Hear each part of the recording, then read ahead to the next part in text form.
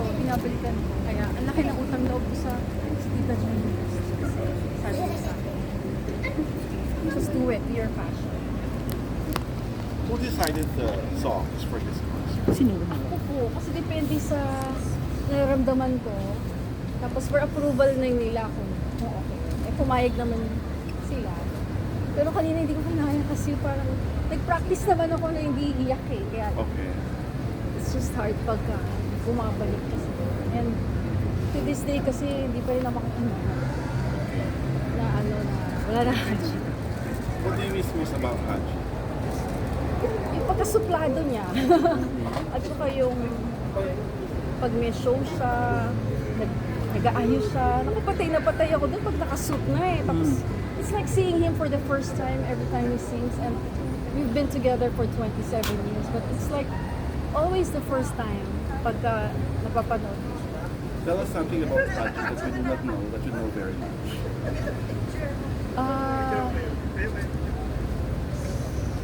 Actually, nasabi ko, wala na masyadong, very private kasi si Haji, no? What you see in public is what he really is in private. He's an introvert. He's very intelligent. He watches movies all the time. Pero magkahiwalay kami kasi iba yung gusto ko panoorin yung sa kanya. Iba. And basta tahimik lang siyang tao. Napakalalim niya. He's loving. Yung iba lang akala nila talagang, I tease him like he's suplado, but mahihain lang din kasi siya talaga. Kanina na-share mo yung parang a day before your anniversary, the family, parang nagkaroon ka ng time with Haji sa last few days niya. How difficult was, yung last few days with Haji? So difficult kasi I had to act like normal lang siya eh. Kasi hindi namin pwede pakita sa kanya na naawa kami. But I'm very sure naawa din siya sa sarili niya. Knowing Haji kasi, he's a perfectionist. Merong siya, may konting yabang sa sarili niya na I am Haji. Now that he sees himself na incapacitated and he can't even talk. I'm sure naawa siya sa sarili niya and we don't want to show him na malungkot kami. So pagkakaharap ko siya, nagpapatawa pa rin ako sa kanya. Pero pag nakatalikod na siya, I see skin and bones. Hindi ko kinakaya. Kami ni Rachel, umiiyak kami sa likod niya. Kumusta pala yung dynamics with the family during the last days? Ikaw, Half of the family, hindi talaga ako gusto. Lalo na naging critical si Haji. I think I know why. Ayoko na lang magbanggit ngayon, but people who would read you or listen to you would know and would, read between the lines. Hindi ko naman po sila masisisi for thinking that way. Okay lang kasi ang akin naman, I'm there because of Haji. Because I know he wants to see me.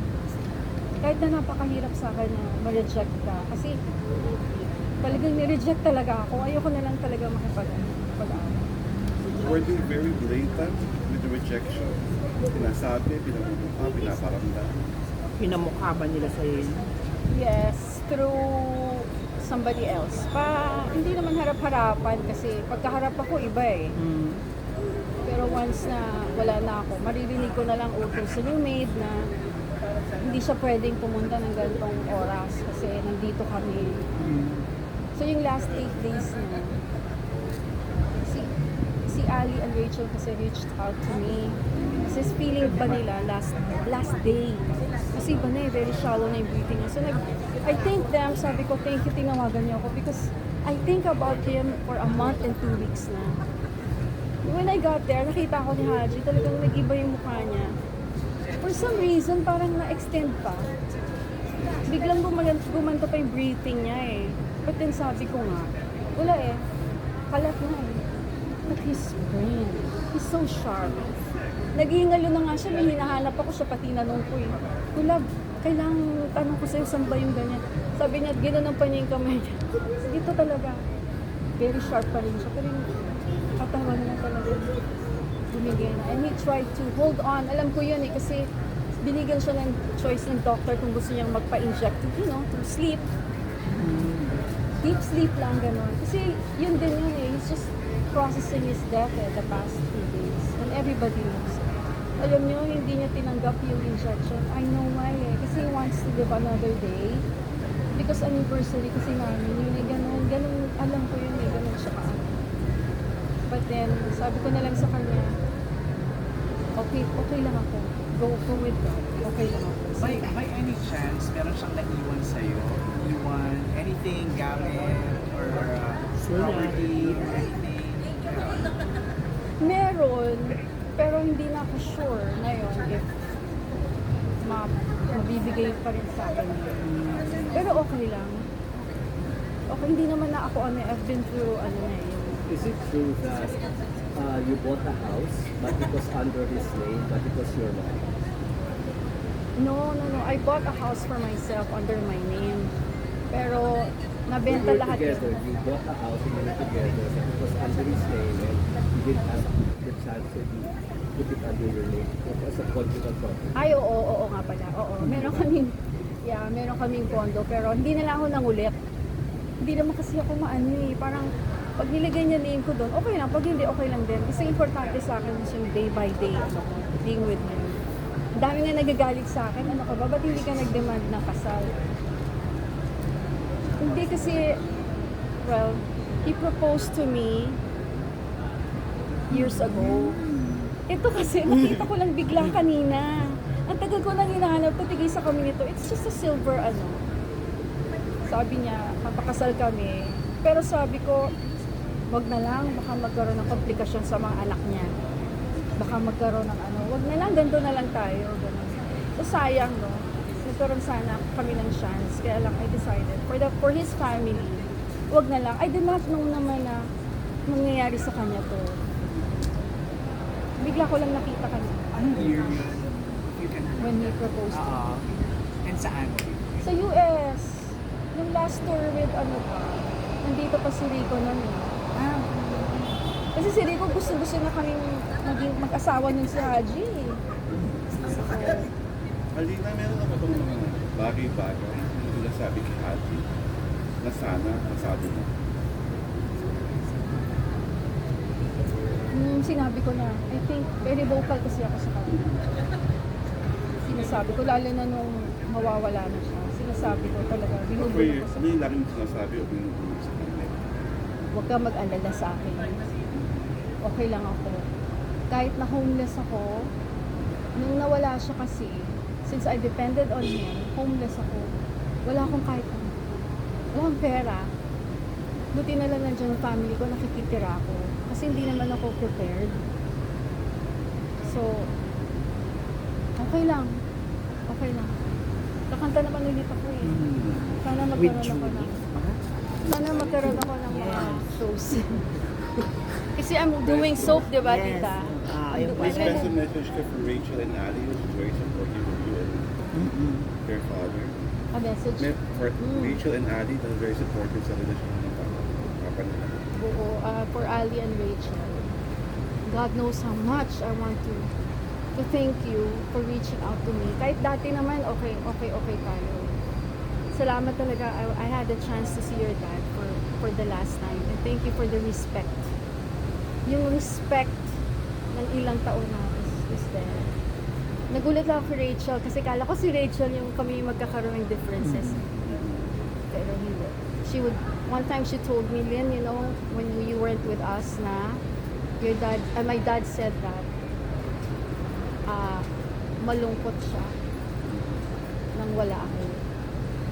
And that, of all people, ako lang walang interes sa pera niya. Kasi yun ang iniisip ng ibang members.